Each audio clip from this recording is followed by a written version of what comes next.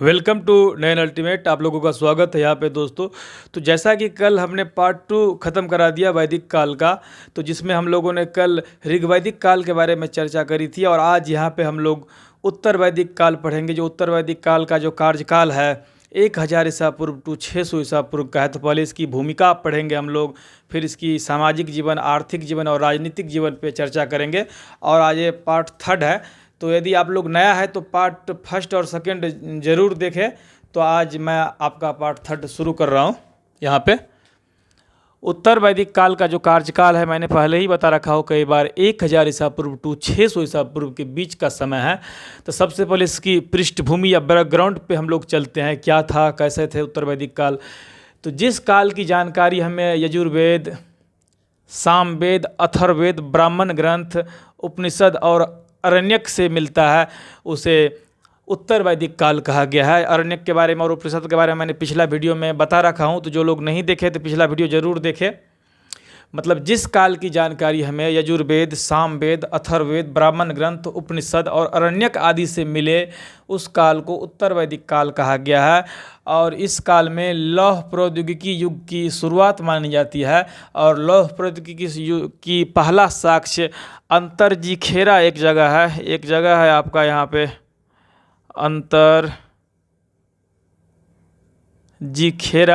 अंतरजीखेरा से पहली बार कृषि संबंधित लौह उपकरण प्राप्त हुआ है।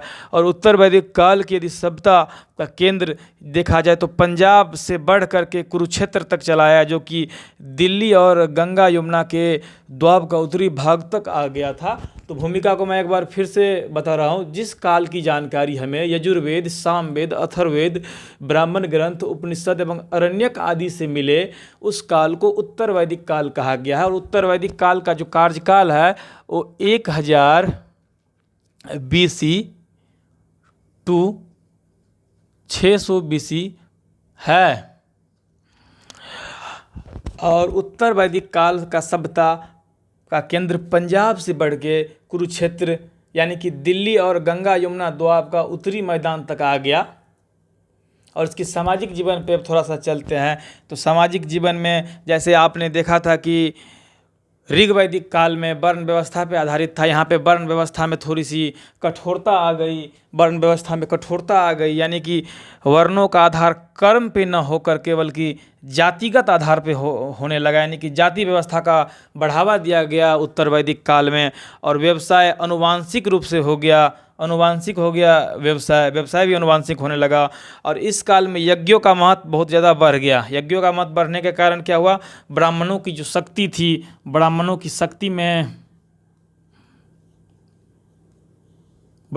शक्ति में अपार वृद्धि हुई। और उत्तर वैदिक काल में स्त्रियों की दशा में गिरावट आई। और जैसे कि ऋग वैदिक काल में स्त्रियों के एक उपनयन, एक संस्कार हुआ करता था, इसमें उपनयन मना कर दिया गया, उपनयन नहीं किया जाता था स्त्रियों के लिए उपनयन। और स्त्रियों को सभा और समिति में भाग लेना भी बंद हो गया। यानी कि ऋग वैदिक काल में हम लोगों ने देखा था कि स्त्रियां सभा और समिति में भाग लेती थी, जबकि यहाँ पे स्त्रियां सभा और समिति में भाग नहीं ले रही है। और जैसे कि अथर्ववेद जिससे इसकी जानकारी मिलती है उसमें भी लिखा गया है कि कन्याओं की जन्म की निंदा करती है। तो उत्तर वैदिक काल का जो सामाजिक जीवन था, वर्ण व्यवस्था में कठोरता आने लगी, वर्णों का आधार कर्म पे न होकर जातिगत होने लगी और व्यवसाय अनुवांशिक हो गया। और इस काल में यज्ञों का महत्व अत्यधिक बढ़ गया। और यज्ञों का महत्व यदि बढ़ेगा तो जाहिर सी बात है कि यज्ञ कराता कौन है, तो ब्राह्मण ही कराता है। तो ब्राह्मणों की शक्ति में अपार वृद्धि हुई इसी काल में। और उत्तर वैदिक काल में स्त्रियों की दशा में गिरावट आई। जैसा कि ऋग वैदिक काल में स्त्रियां यज्ञ आदि में भाग लिया करती थी, इसमें स्त्रियों की दशा में गिरावट आई। उपनयन संस्कार जो ऋग वैदिक काल में स्त्रियों का हुआ करती थी, उत्तर वैदिक में नहीं होने लगी। और अथर्ववेद जिससे हमको इसकी जानकारी मिलती है, एक पार्ट ये भी है, तो ये भी कन्याओं की जन्म की निंदा करती है।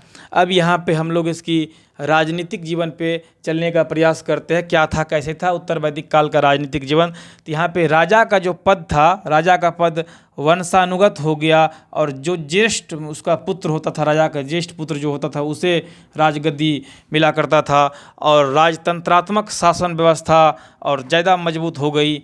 राजतंत्रात्मक शासन व्यवस्था ज़्यादा मजबूत हो गई इस काल में। और उत्तर वैदिक काल की उत्तर वैदिक काल में ही मतलब पहली बार ऐसा हुआ कि क्षत्रिय शक्तियों का उदय होने लगा। जो राजा पहले कबीले पे शासन किया करते थे, अब वो कबीले पे, अब वो पूरा प्रदेश पे शासन करने लगा, और सभा समिति आदि का प्रतिनिधि संस्थाओं का प्रभाव छीन होने लगा। यानी कि सभा समिति आदि जो संस्थाएं था, सामाजिक रूप से जो समाज में कोई भी काम होते थे, उसका प्रभाव पूरी तरीके से छीन हो गया। और बलि जो उत्तर वैदिक काल का नियमित कर हुआ करता था, बलि जो उत्तर वैदिक काल का नियमित कर था, जो प्रजा स्वेच्छा से राजा को दिया करता था ताकि राजा उसकी सुरक्षा मुहैया करा सके, यहाँ पे एक नियमित कर बन गया बलि। और टोटल का 1/16 भाग लेने लगा। बलि जो था 1/16 भाग, आप लोग लिख ले, 1/16 भाग। ये बहुत ही इंपॉर्टेंट है। जो लोग भी पीसीएस वगैरह की तैयारी करते कृपया ध्यान से देखें, और तमाम सारी एग्जाम एसएससी वगैरह में भी आ सकता है, बहुत ही इंपॉर्टेंट है। बलि उत्तर वैदिक काल में एक नियमित कर हो गया था और 1/16 भाग लगा करता था। तो राजनीतिक जीवन में एक बार फिर से बताना चाहूँगा कि राजा का पद वंशानुगत हो गया, राजतंत्रात्मक शासन व्यवस्था ज़्यादा मजबूत हो गई। उत्तर वैदिक काल में पहली बार क्षेत्रीय शक्तियों का उदय हुआ। कबीले पर शासन करने वाला राजा पूरे प्रदेश पे शासन करने लगा। सभा समिति आदि की प्रतिनिधित्व संस्थाओं का प्रभाव छीन सा हो गया। अब बलि जो उस समय मैंने बताया था ऋग्वैदिक काल का जो एक प्रकार का स्वैच्छिक कर था, यानी कि प्रजा जो था राजा को अपनी सुरक्षा के दृष्टिकोण से दिया करता था, अब यहाँ पे नियमित कर हो गया और 1/16 भाग लग रहा है यहाँ पे बलि कर। और आर्थिक स्थिति पे यदि मैं चर्चा करूँगा, जैसे कि आपने देखा था कि ऋग्वैदिक काल में जो आर्थिक जो स्थिति का मुख्य पेशा यहाँ पे पशुपालन हुआ करता था, यहाँ पे कृषि मुख्य पेशा बन गया।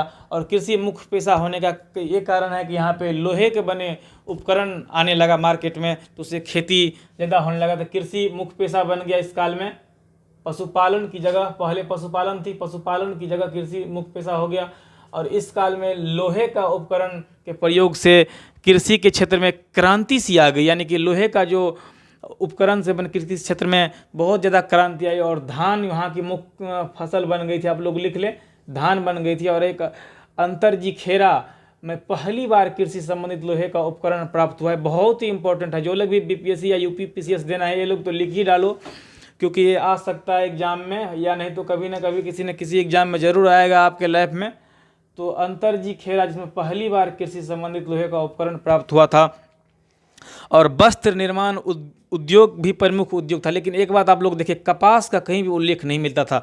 मैंने आप लोगों को पहले ही बताया था कि विश्व में सिंधु घाटी सभ्यता एक ऐसी सभ्यता थी जहाँ से कपास सबसे पहली बार मिली, और यहाँ पे कपास का उल्लेख बिल्कुल नहीं है। यहाँ पे उत्तर वैदिक काल में कपास का उल्लेख नहीं है। और माप की भिन्न भिन्न इकाइयाँ थी, जिसमें निष्क, शतमान, पाद, क्रिसल और रिक्तिका आदि थी। ये सब माप की जो इकाइयाँ थी, आप लोग उसको लिख लिए, भी इंपॉर्टेंट है, आ सकता है। तो यहाँ पे उत्तर वैदिक काल का अब सिर्फ धार्मिक जीवन बचता है। तो यहाँ पे मैं एक बार और आप लोगों को बता देता हूँ ताकि ये चीज़ परफेक्ट हो जाए आपका। और इतना देखने के बाद आप लोग कृपया अपना एक बार कोई भी बुक, कोई भी नोटबुक पढ़ ले, तो आपको एग्जाम में कोई भी कहीं भी क्वेश्चन नहीं छूट सकता है। तो भूमिका इसका यह था कि जिस काल की जानकारी हमें यजुर्वेद, सामवेद, अथर्ववेद, ब्राह्मण ग्रंथ, उपनिषद एवं अरण्यक आदि से मिले, उस काल को उत्तर वैदिक काल कहा गया है। उत्तर वैदिक काल का जो टाइम पीरियड है, यानी कि कार्यकाल जो है 1000 BC टू लेके 6000 BC मानी जाती है। और ये इसी काल में लौह प्रौद्योगिकी युग की शुरुआत मानी जाती है। और अंतरजी खेरा में पहली बार कृषि संबंधित लौह उपकरण पाया गया। और उत्तर वैदिक काल की सभ्यता का केंद्र पंजाब से बढ़कर कुरुक्षेत्र, यानी कि दिल्ली और गंगा यमुना द्वाब का उत्तरी भाग तक आ गया। और यदि इसकी सामाजिक जीवन पे चर्चा करते हैं तो वर्ण व्यवस्था में कठोरता सी आ गई। वर्णों का आधार कर्मों पे न होकर बल्कि जाति आधार पे होने लगी। व्यवसाय अनुवांशिक हो गया। इसी काल में यज्ञों का महत्व बढ़ गया। उत्तर वैदिक काल में आ सकता है, बहुत ही इंपॉर्टेंट है, यज्ञों का महत्व बहुत ज़्यादा बढ़ गया था, जिसके कारण ब्राह्मणों की शक्ति में अपार वृद्धि हुई। और उत्तर वैदिक काल में स्त्रियों की दशा में गिरावट आई। स्त्रियां सभा समिति में भाग लेना बंद कर दी थी। अथर्ववेद कन्याओं की जन्म की निंदा करता है। और राजनीतिक जीवन पर यदि चर्चा करें तो राजा का पद वंशानुगत हो गया था और राजतंत्रात्मक शासन व्यवस्था और ज़्यादा मजबूत हो गई थी। और उत्तर वैदिक काल में पहली बार क्षेत्रीय शक्तियों का उदय हुआ और कबीले पे शासन करने वाला अब पूरे प्रदेश पे शासन करने लगा। और सभा समिति आदि प्रतिनिधि संस्थाओं का प्रभाव लगभग क्षीण सा हो गया था। और बलि जो कि ऋग वैदिक काल में प्रजा स्वेच्छा से दिया करते थे, मैं बार बार बलि के बारे में बता रहा हूँ, बहुत ही इंपॉर्टेंट है। और गुप्त काल तक ये कर चला है। और बलि जो नियमित कर सा हो गया था और 1/16वां भाग दिया जाता था उसमें। और आर्थिक स्थिति देखा जाए तो कृषि यहाँ पे मुख्य पेशा सा बन गया था। और इस काल में लोहे के बने उपकरणों के प्रयोग से कृषि के क्षेत्र में क्रांति सी आ गई। और अंतरजी खेरा में पहली बार कृषि संबंधित लौह उपकरण प्राप्त हुए। और वस्त्र निर्माण उद्योग भी प्रमुख केंद्र था, लेकिन कपास का इसमें उल्लेख नहीं मिलता है। बहुत ही इंपॉर्टेंट पॉइंट है।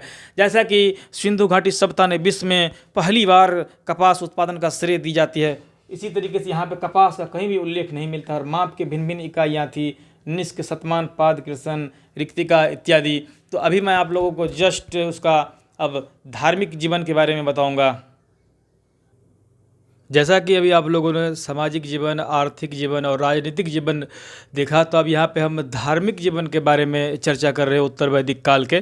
तो धार्मिक जीवन में यहाँ पे जो इंद्र का स्थान पे अब प्रजापति सर्वोच्च देवता माना गया। इंद्र और अग्नि जो उस समय का प्रमुख देवता थे वो नहीं रहे, अब उसके स्थान पर प्रजापति आ गया जो कि सृजन देवता थे प्रजापति। और यहाँ पे वर्ण व्यवस्था के कठोर रूप धारण करने के कारण कुछ धर्मों का अलग से अपना देवता हो गया, कुछ धर्मों का अपना अलग से देवता बनाने गया। एक पूषण था जो कि पहले पशुओं का देवता हुआ करता था, लेकिन अब उत्तर वैदिक काल में शूद्रों का देवता हो गया। और पुनर्जन्म का जो सिद्धांत है वो सर्वप्रथम शतपथ ब्राह्मण में मिला है। और इस काल में 2 महाकाव्यों की भी रचना हुई है, एक तो महाभारत और एक रामायण। और महाभारत का एक पुराना नाम जय संहिता है। एक बार जब मैं आईबी का एग्ज़ाम देने के लिए जब मैं गया था, एक बार की बात है, तो वहाँ पे महाभारत का पुराना नाम पूछा गया था, तो उसमें जय संहिता होगा। तो ये लोग आप लोग लिख ले, बहुत ही इंपॉर्टेंट है। महाभारत का पुराना नाम जय संहिता।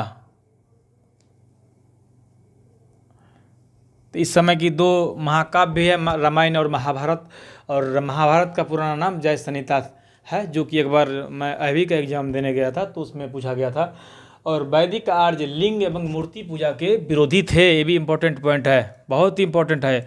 वैदिक आर्य जो थे वो लिंग और मूर्ति पूजा के विरोधी थे, जैसे कि सिंधु घाटी सभ्यता में दोनों का साक्ष्य मिला है, तो यहाँ पे लोग विरोधी थे।